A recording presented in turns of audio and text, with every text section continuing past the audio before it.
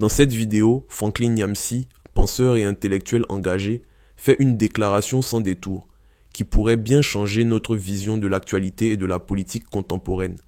Préparez-vous à une réflexion percutante, des vérités brutes et un appel à l'action qui résonnera longtemps après que la vidéo soit terminée. Ne manquez pas cette déclaration majeure. L'Afrique sait qu'elle est déstabilisée par l'OTAN et que toutes les puissances membres de l'OTAN sont dans le même plan. Une Afrique fragile, c'est une Afrique dont les matières premières seront aisément exploitables, alors qu'une Afrique forte est une Afrique qui va transformer ses matières premières elle-même, devenir une grande puissance économique. Il n'a jamais été question dans les plans de l'OTAN de voir émerger des grandes puissances économiques en Afrique. C'est clair. Et donc la déstabilisation que l'Afrique subit actuellement, elle fait partie des plans de l'OTAN. Et ce ne sont pas les petites phrases de M. Glaser qui vont nous faire oublier toute la carte continentale du positionnement des bases militaires de l'OTAN, des bases militaires françaises, des multinationales occidentales, d'accord, et le positionnement de toutes les guerres civiles continentales. Si vous prenez les cartes de tous ces phénomènes que j'ai évoqués, vous vous rendrez compte qu'elles tombent les unes sur les autres, pile poil. Vous cherchez les matières premières stratégiques. Si vous savez où elles se trouvent, vous savez également où se trouvent les principales guerres alimentées par les officines occidentales. Si vous savez où se trouvent les principales guerres alimentées par les officines occidentales, vous savez également où sont positionnées les bases militaires occidentales. Si vous savez où sont positionnées les bases militaires occidentales, vous savez aussi où sont positionnés les chefs d'État despotes, vassaux du néocolonialisme et de l'impérialisme occidentaux. Les cartes tombent les unes pile poil sur les autres. Il n'y a pas de hasard. D'accord? Nous, Africains, qui étudions la marche de notre continent, savons que la déstabilisation à laquelle nous avons affaire n'est pas accidentelle. Elle est essentielle au plan d'hégémonie mondiale de l'Occident. Écrivez ça. On ne commence pas cette année avec des demi-vérités. Nous ne commençons pas l'année 2025 avec des demi-vérités. Nous la commençons en clarté. Nous la commençons en affirmant nos thèses scientifiquement établies et qui rayonneront pour toujours dans notre livre qui sort à Bamako. L'impérial terrorisme, la forme actuelle de la déstabilisation, de l'impérialisme occidental et moyen-oriental en Afrique, avec les preuves de l'agression de l'OTAN contre l'Afrique. Tout est dans ce livre. Que des choses vraies et vérifiées. Le reste, j'ai laissé à côté. Voilà. Donc, M. Glaser, mentez encore. Avant qu'on conclue. L'économie qui faisait que ses propres partenaires, finalement, au nom de la lutte contre l'Union soviétique, lui laissaient gérer à sa guise l'ensemble de ses colonies. Mais je veux dire, c'est encore une fois, il n'y a pas eu, c'est un manque d'anticipation. Au moment de la chute du mur de Berlin, tout le monde regardait la réunification de l'Allemagne et la France a pensé qu'elle pouvait continuer à rester chez elle en Afrique ad vitam aeternam, comme avant. Mais sauf qu'elle s'est trouvée hors sol par rapport à une Afrique qui se mondialisait alors qu'elle-même se bunkérisait. Donc c'était pas possible qu'il n'y ait pas des changements majeurs, rapides et radicaux comme il y a actuellement. Maintenant que la fin de la présence militaire française est annoncée, quelle pourrait être la manière pour Paris, pour la France, d'être présente sur le continent africain? Quelle pourrait être son influence? L'influence de la France, c'est d'abord, si la France est préoccupée un peu plus de sa diaspora, vous avez une richesse. Je veux dire, la France a quand même aussi en Afrique une connaissance de l'Afrique qui est extrêmement importante. Oui. Voilà quelqu'un qui est supposé être un expert en matières africaines et qui ne connaît pas la priorité aux causes principales d'un problème. Mais il faut commencer par réparer les crimes de guerre, les crimes coloniaux qui ont été perpétrés par la France. Il faut les juger, les condamner et les réparer. Ça, c'est la première des choses. C'est pas votre bavardage, là. Ah, sa grande diaspora, ah, sa langue, etc. Non, messieurs, vous devez passer à la caisse et vous devez payer. En 2025, j'appelle tous les magistrats africains. J'appelle tous les pouvoirs judiciaires africains à faire leur travail. Ouvrez les procès des crimes négriers, des crimes coloniaux et des crimes néocoloniaux. Toutes les puissances qui ont bénéficié du commerce des hommes et des femmes noirs doivent payer. Elles doivent être condamnées et doivent payer. Et si elles ne veulent pas payer, l'Afrique peut se payer à travers leurs soi-disant dettes que l'Afrique doit leur rendre. À travers leurs avoirs en Afrique, l'Afrique peut se payer si elles ne veulent pas payer. C'est trop facile. L'Allemagne a payé. Haïti même a payé. Vous devez payer aux Africains ce qui leur a été volé. Les vies qui leur ont été volées. On doit en discuter au tribunal. Puisque vous aimez les tribunaux, mais vous allez voir, les tribunaux vont ouvrir en cascade partout en Afrique. 2025, je vous le dis. Les magistrats vont juger les crimes de guerre, les crimes contre l'humanité, les crimes de pillage, les crimes culturels, les destructions d'œuvres d'art. Tout ça va être jugé. Et il y a des montants qui vont être réclamés par les tribunaux africains. Puissance par puissance. Cette affaire va être jugée. Ça ne va pas se passer par perte et profit. Oh, on a une formidable diaspora. Non, non, non, non. C'est pas comme ça que ça s'est passé entre la France et l'Allemagne. Il y a eu évaluation, il y a eu réparation. C'est comme ça que ça va se passer entre l'Afrique et l'Occident. Entre l'Afrique et le Moyen-Orient. Tout cela va se passer par vérité, justice, réparation. La réconciliation viendra après. Est-ce que c'est clair? Glaser est en train de nous enfumer. Heureusement que nous voyons clair. Mais au lieu, si elle s'intéressait beaucoup plus, au lieu d'exporter en Afrique ce qu'elle est elle-même, elle s'intéressait plus à l'Afrique des Africains. Elle a quand même eu de très grands instituts de recherche scientifique, de l'IRD. Écoutez-moi ça. Et dès qu'il faudrait s'intéresser davantage à l'Afrique des Africains, on ne vous a pas demandé ça. Vous pouvez vous intéresser à l'Asie des Asiatiques aussi, à l'Amérique des Américains. Mais ce n'est pas ce que les Africains vous demandent. Les Africains ne vous demandent pas de vous intéresser à eux. Ils vous demandent de rendre ce que vous leur avez pris. D'autant plus que, comme le dit Jacques Chirac, cela risque de nous conduire à des pires convulsions. Les Africains ne vous demandent pas de vous intéresser à eux. C'est trop tard. Le temps où l'Afrique disait, par ici le regard, regardez-moi. Je suis noir et je suis beau. Non. L'Afrique ne vous demande pas ça. L'Afrique dit, on va juger, on va évaluer et vous allez payer. Et après, nous aurons des relations respectables entre nous. Voilà. On ne vous demande pas, ne vous intéressez pas à l'Afrique. L'Afrique s'intéresse à elle-même, c'est déjà pas mal. Alors, si l'Afrique vous intéresse comme sujet intellectuel, tant mieux. Mais ce n'est pas ce qui intéresse les Africains. Ce qui intéresse les Africains, ce n'est pas qu'ils deviennent un sujet intéressant pour vous. Ce qui intéresse les Africains, c'est que justice, vérité leur soit rendue. Et nous sommes au siècle de la justice et de la vérité. Et les Africains se rassemblent autour de la justice et de la vérité. Ils agissent en solidarité pour l'obtenir, la réaliser, cette justice et cette vérité, par la lutte organisée. La lutte populaire. Voilà. Donc on ne vous demande pas de nous regarder, ne nous regardez pas. Est-ce que moi je suis sur RFI actuellement? Bon, je suis sur ma page Facebook, ma page YouTube, ma page TikTok. Celui qui veut me regarder, vient me regarder là. L'Afrique ne va plus venir sur RFI, France 24, CNN, etc. vous demander quoi que ce soit. Les satellites africains vont voler bientôt. On n'aura même plus besoin des réseaux sociaux que vous contrôlez. Est-ce que vous vous en rendez compte? Bientôt, on n'aura même plus besoin des réseaux sociaux que vous contrôlez. Il y aura des réseaux sociaux africains, comme il y a des réseaux sociaux chinois contrôlés par la Chine, russes contrôlés par la Russie. Il y aura des réseaux sociaux africains contrôlés par les Africains. Ah, c'est vous qui devez faire, vous devrez vous connecter et puis respecter les règles africaines pour circuler dans les réseaux sociaux africains. C'est comme ça. Mais les Africains ne sont plus en demande de ça. Ne vous intéressez pas à l'Afrique, on n'en a rien à foutre. Mais il y a eu des crimes de guerre, il y a eu des crimes contre l'humanité, il y a eu des pillages énormes, il y a des réserves d'or qu'il faut rendre, il y a des réserves financières qu'il faut rendre, il y a eu des expropriations, il y a eu des spoliations qu'il faut réparer. Ça, c'est ce qui intéresse les Africains. Le reste ne nous intéresse pas. Vérité et justice sur toute la ligne. Exactement comme vous l'avez fait avec l'Allemagne. Comme vous l'avez fait au détriment de Haïti, on va corriger ça. C'est quand même pas possible que vous indemnisiez les propriétaires d'esclaves et que les descendants d'esclaves payent pour avoir été esclavagisés. C'est pas possible ça. C'est inhumain. C'est inhumain. C'est inouï. Il est temps quand même que tout ça soit remis à l'endroit. Parce que c'était un monde à l'envers. Un monde où les victimes payent les coupables. En leur disant merci de nous avoir réduits en esclavage.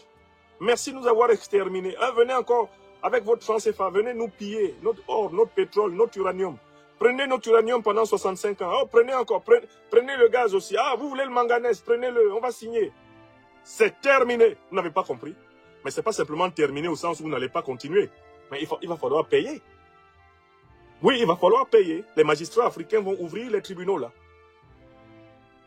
Puisque les Africains, vous n'hésitez pas à les balloter pour toutes sortes de motifs farfelus dans vos tribunaux, vous allez voir de vrais tribunaux africains s'ouvrir là. Vous allez voir de vraies affaires dans les tribunaux africains avec des témoignages poignants. Ça va s'ouvrir. Du Caire au Cap. De Djibouti à Dakar.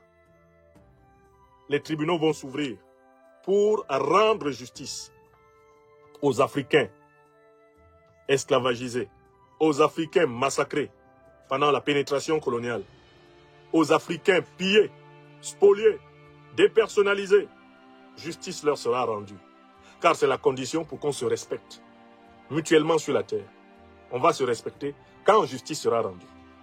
Tant que justice n'est pas rendue, vous n'allez pas respecter les Africains. On vous connaît. Votre manière inimitable de vous asseoir est profondément connue par les Africains éveillés.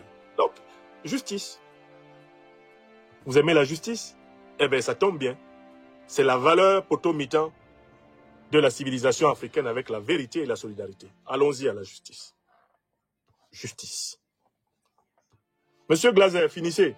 Après, je fais la typologie des deux formes de retrait. Elle a une connaissance de l'Afrique. Si elle s'intéressait vraiment à l'Afrique des Africains, elle pourrait rebondir avec ses diasporas et aussi sa connaissance de l'Afrique, mais pas sa connaissance militaire ou sécuritaire, ou imposer ses vues, mais beaucoup plus, finalement, moins en diplomatie d'influence, mais en réalité humaine, sociale, s'intéresser sur le plan humain aux Africains, comment ils fonctionnent, sur le plan familial, etc. Il y a vraiment une refondation nécessaire. Bon, Glaser est complètement décalé. Vous avez vu, il fait toute une interview, il ne parle pas du problème de la justice. Hein. Il ne parle pas du problème des réparations. Il ne parle pas du problème de la dette. Il ne parle pas des problèmes structurels de la relation franco-africaine, de la relation afro-occidentale. Monsieur Broad, comme ça, il fait des phrases autour du vide. Il fait des circonlocutions. Il tourne autour du sujet. C'est une émission hors sujet que je vous ai fait écouter. Bon, maintenant pour conclure mon intervention aujourd'hui, je voudrais vous faire deux tableaux. La description de ce que c'est qu'un faux retrait des troupes néocolonialistes. Et ensuite, la description de ce que c'est qu'un vrai retrait des troupes néocolonialistes. Alors, qu'est-ce que c'est qu'un faux retrait? Premier critère, quand on vous dit on va retirer les troupes françaises d'un pays ou les troupes américaines d'un pays, on va retirer les troupes d'occupation néocoloniale ou coloniale ou impériale d'un pays. Quand on vous le dit, le premier critère à vérifier, c'est que les accords de coopération et de défense militaire, donc les accords de coopération militaire ou de défense qui existent entre les deux pays ont été dénoncés. Tout pays où on vous dit l'armée française se retire, mais sans avoir dénoncé au préalable les accords de coopération militaire, d'accord? Ce pays-là ne connaît pas un retrait, c'est un faux retrait. C'est un pseudo-retrait. Donc, premier critère du pseudo-retrait, l'absence de dénonciation des accords de coopération militaire d'origine coloniale. Deuxième critère du faux retrait. Il y a faux retrait là où vous entendez dire que la décision a été prise d'un commun accord entre l'occupant et l'occupé. Chaque fois que vous allez entendre dire la décision a été prise d'un commun accord entre la puissance néocoloniale française qui occupe militairement le pays et le pays occupé par cette puissance, les dirigeants de ce pays, s'ils vous disent qu'ils sont tombés d'accord, que c'est d'un commun accord qu'ils ont décidé de ce retrait, c'est un faux retrait. Deuxième critère du faux retrait, accord du dominé et du dominant. Il n'y a jamais eu un accord entre le dominé et le dominant. Il n'y a jamais eu un accord entre le pot de terre et le pot de fer. Vous comprenez?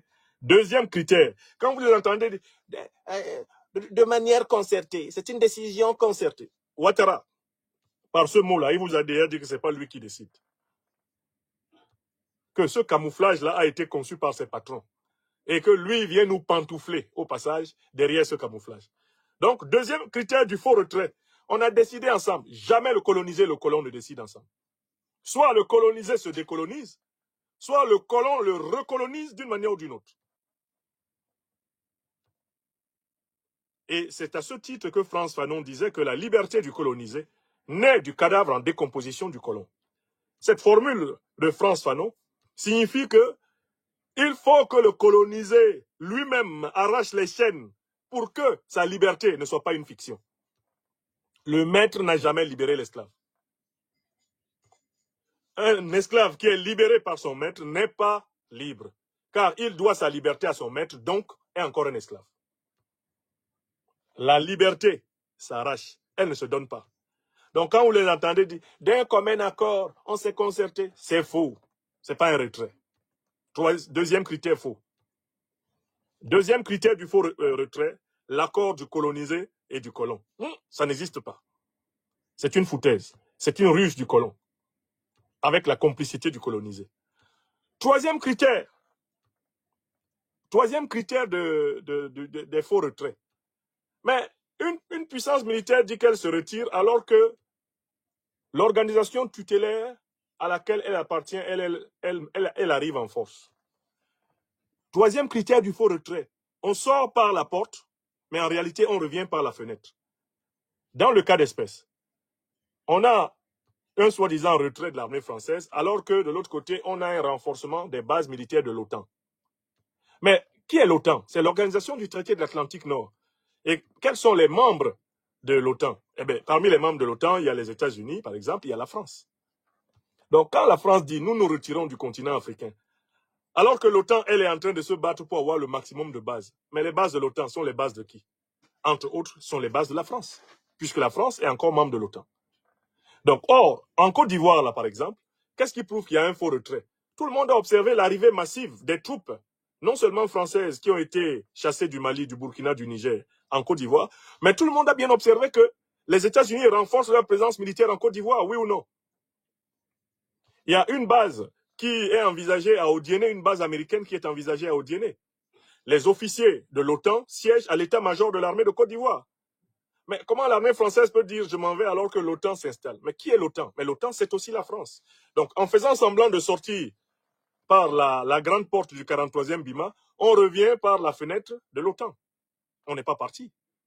Donc, le troisième critère des faux retraits, c'est le déguisement du pseudo-retrait dans une organisation militaire plus grande. Ça, c'est le troisième critère. Le faux retrait, c'est ça. Et puis, quatrième critère du faux retrait, le faux retrait d'une puissance néocoloniale s'accompagne de l'augmentation des compagnies de mercenaires dans un pays donné. Quatrième critère, le faux retrait d'une puissance néocoloniale et impérialiste s'accompagne de l'augmentation parallèle du nombre de militaires privés, donc de mercenaires, dans le pays. Voilà 4 éléments du faux retrait. 4. Est-ce que tout le monde a noté? Je recommence. Faux retrait. 1. Retrait sans dénonciation des accords militaires et de coopération et de défense. Ça, c'est un faux retrait. Premier critère. Dès que vous voyez ça, vous savez que c'est faux. Et de ce point de vue, vous savez très bien que le retrait annoncé en Côte d'Ivoire est faux. Le retrait annoncé pour le moment au Sénégal, il est faux aussi. Il est faux pourquoi? Mais parce que messieurs Sonko et Diomaye ne veulent pas dénoncer les accords de coopération militaire et de défense. Ils ne les ont pas dénoncés. Donc c'est un faux retrait dans ces conditions. Vous voyez le Gabon avec Oligui Nguema. Oligui Nguema n'a pas le courage. Oligui Nguema n'a pas le courage de dénoncer les accords de coopération militaire et de défense avec la France. Parce qu'il sait que son coup d'État a été béni par la puissance française. N'est-ce pas? Il a du mal. D'accord? Sur ce point-là, celui du vrai retrait, mais écoutez, le Mali, le Burkina, le Niger, le Tchad, qu'est-ce qu'ils ont fait? Mais ils ont dénoncé l'accord d'abord. Ils ont dénoncé l'accord. À partir du moment où ils ont dénoncé l'accord, ils ont déjà coupé le lien juridique, le lien diplomatique international qui leur était imposé. Et maintenant, on peut surveiller les autres aspects sur le terrain. Donc attention, tout pays qui n'a pas remis en cause les accords de coopération et de défense coloniaux, néocoloniaux et impérialistes, il n'y a pas de retrait là-bas. Ils peuvent raconter tout ce qu'ils veulent. Les Africains ne les écouteront pas.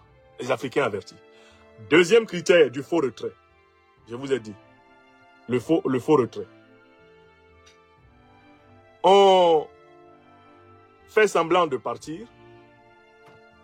On fait semblant de partir par la porte, alors qu'on reste par la fenêtre. On reste par une organisation beaucoup plus grande. Troisième critère du faux retrait. Je vous l'ai donné. On fait semblant de partir officiellement, mais on augmente massivement les troupes officieuses. C'est ça, le faux retrait. Et bien sûr, ultime critère du faux retrait, on voit très bien un déséquilibre qui apparaît entre le public et le privé dans la gestion de l'appareil sécuritaire du pays au fur et à mesure que le soi-disant retrait est annoncé. Bon. Voilà le faux retrait. Qu'est-ce que c'est qu'un vrai retrait? C'est facile, le portrait du vrai retrait. Le vrai retrait commence par la dénonciation des accords de coopération militaire. Ça, c'est 1. 2. Le vrai retrait, il est suivi par un démantèlement. Non pas simplement des bases officielles, mais il est également suivi du démantèlement de la présence militaire privée à travers les sociétés de mercenaires. C'est-à-dire que quand vous dites que vous retirez une puissance néocoloniale militairement de votre sol, vous devez faire la liste de toutes les sociétés militaires privées, de toutes les entreprises de sécurité qui sont sous le contrôle de cette puissance et vous devez les fermer. Et là, vous êtes sûr d'avoir fait partir l'armée officielle et l'armée officieuse. Deuxième critère du vrai retrait. Troisième critère du vrai retrait. Mais le vrai retrait, il est encadré par un délai et il est respecté et appliqué par les autorités souveraines. Les autorités souveraines imposent un délai quand il y a un vrai retrait. Elles donnent le délai. Le Mali, le Burkina, le Niger ont donné des délais. Et ils ont été tenus. Même la MINUSMA a eu un délai. Hein? Le Tchad même a donné un délai. Il a dit 31 janvier 2025, on ne veut plus voir quelqu'un ici. C'est ça, les vrais retraits. D'accord? Et puis, le vrai retrait, il se sanctionne du renforcement des capacités de l'armée nationale par des alliances en faveur de la souveraineté. Le vrai retrait se sanctionne par le renforcement des armées nationales par des alliances qui sont favorables à la souveraineté du pays. Parce que si vous faites un vrai retrait, vous devez savoir que vous aurez affaire à l'hostilité. Et vous devez donc préparer des alliances conséquentes. Vous devez vous allier avec des puissances qui ne sont pas des puissances coloniales, qui ne sont pas des puissances impérialistes, des puissances qui ont les mêmes intérêts que vous. Avoir émergé un monde multipolaire. Ça, c'est le 4e critère d'un véritable retrait. Et quand vous regardez cela, vous voyez que les pays qui remplissent presque la totalité des critères du véritable retrait, ce sont aujourd'hui le Mali, le Burkina Faso et le Niger. Le Tchad commence à peine à remplir 2 critères. À peine à remplir 2 critères. Est-ce que c'est clair? Donc, avec cette petite typologie que je viens de vous donner, il vous sera aisé de reconnaître des faux retraits qui sont en réalité des déguisements, des micmacs du néocolonialisme. Et c'est ce qu'on voit en Côte d'Ivoire, c'est ce qu'on voit au Sénégal, c'est ce qu'on voit au Gabon. Des vrais retraits qu'on a vus au Mali, au Burkina Faso et au Niger, et de ce qui pourrait devenir un vrai retrait qui est en train de s'esquisser au Tchad. Parce que je ne confonds pas la posture du Tchad, du président maréchal Mahamat Idriss Déby Itno, avec celle de la Côte d'Ivoire de Ouattara ou du Gabon d'Oligui Nguema. Mahamat Idriss Déby Itno est allé plus loin. Il a commencé par dénoncer l'accord de coopération, l'accord de défense. Il l'a jugé obsolète et caduc. Il est allé plus loin. Il a donné un délai. Il partait de chez nous le plus tard le 31 janvier 2025. D'accord? Maintenant, il reste à l'observer dans la gestion des conséquences. Est-ce qu'il va savoir passer les alliances qui lui permettent de se préparer au contre-coup? Parce qu'il y aura des contre-coups. Les néocolonialistes ne partent jamais sans te faire ta fête. Il y aura la fête à Mahamat, Idriss Déby Itno au Tchad. Tant pis pour lui s'il ne prend pas toutes les alliances compatibles avec la souveraineté tchadienne, avant que les néocolons ne lui fassent sa fête. Moi, je le lui ai dit dans plusieurs conférences. Ça ne va pas se passer aussi calmement que ça paraît se passer. Et je pense que le président Mahamat Idriss Déby Itno l'a bien compris. Il sait qu'il a affaire à porte-partie. Et que tout ne s'arrêtera pas quand, le 31 janvier 2025, le dernier soldat français visible aura quitté le sol tchadien. Il le sait. N'est-ce pas? Voilà. L'annonce du président Alassane Ouattara, selon laquelle les forces françaises quitteront la Côte d'Ivoire dès janvier 2025, a suscité de vives réactions et a été perçue comme un symbole fort de souveraineté retrouvée. Cependant, comme le souligne Franklin Nyamsi, ce retrait pourrait bien être une illusion, une sorte de manipulation politique.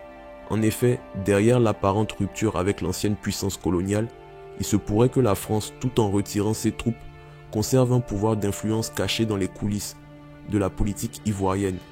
Le discours d'Ouattara, bien que marquant un tournant, pourrait donc n'être qu'un simple mouvement symbolique, destiné à apaiser une population de plus en plus critique des interventions françaises sur le continent. Le concept de souverainisme que le président ivoirien semble désormais embrasser pourrait être perçu comme une manière de répondre aux aspirations populaires et de se distancer de l'image d'un homme à la solde de la France. Pourtant, selon Nyamsi, cette déclaration ne signifie pas nécessairement une réelle émancipation pour la Côte d'Ivoire. Il est possible que la France, au lieu de maintenir une présence militaire visible, choisisse de recourir à d'autres formes de domination, notamment par des accords économiques ou diplomatiques discrets, qui permettraient à la France de conserver son influence tout en donnant l'illusion d'un retrait. L'annonce du retrait des forces françaises intervient à un moment particulièrement stratégique, à moins d'un an des élections présidentielles en Côte d'Ivoire. L'initiative de Ouattara semble vouloir répondre à une pression populaire croissante pour un renforcement de la souveraineté nationale et un éloignement des anciennes puissances coloniales. Toutefois, l'analyse de Nyamsi va plus loin en mettant en lumière une possible manipulation des apparences. Selon lui, ce retrait pourrait être un jeu de dupes, une manière pour la France de redéfinir son influence en Afrique sans avoir à faire face aux critiques directes liées à sa présence militaire. Ce jeu de coulisses serait d'autant plus subtil que les forces françaises pourraient ne continuer à peser sur la politique ivoirienne à travers des canaux moins visibles. De plus, Franklin Nyamsi pointe du doigt un autre aspect important de cette situation, la dynamique entre la politique interne et l'influence étrangère. Le président Ouattara, bien qu'annonçant ce retrait, n'a jamais totalement rompu avec les intérêts français. Et cela pourrait avoir un impact sur la crédibilité de son engagement pour une véritable souveraineté. Pour Nyamsi, le retrait des troupes pourrait être perçu comme une concession tactique destinée à calmer l'opinion publique, mais cela ne garantit pas une indépendance réelle pour le pays. En somme, cette situation pourrait bien incarner un changement de forme plutôt que de fond. En conclusion, le retrait annoncé de l'armée française en Côte d'Ivoire, loin d'être un signe de rupture nette, pourrait s'avérer être une manœuvre subtile dans un jeu de pouvoir plus complexe. Selon Franklin Nyamsi, ce retrait ne signifie pas nécessairement une réelle indépendance pour le pays, mais plutôt une tromperie, un geste symbolique destiné à masquer la réalité de l'influence persistante de la France. Si la souveraineté ivoirienne reste un objectif légitime, il est essentiel de questionner les véritables enjeux derrière cette décision et de se demander si elle ne sert pas plutôt des intérêts cachés. Les vrais défis pour la Côte d'Ivoire resteront la gestion de son indépendance politique et économique, loin des manœuvres diplomatiques qui façonnent souvent les relations internationales.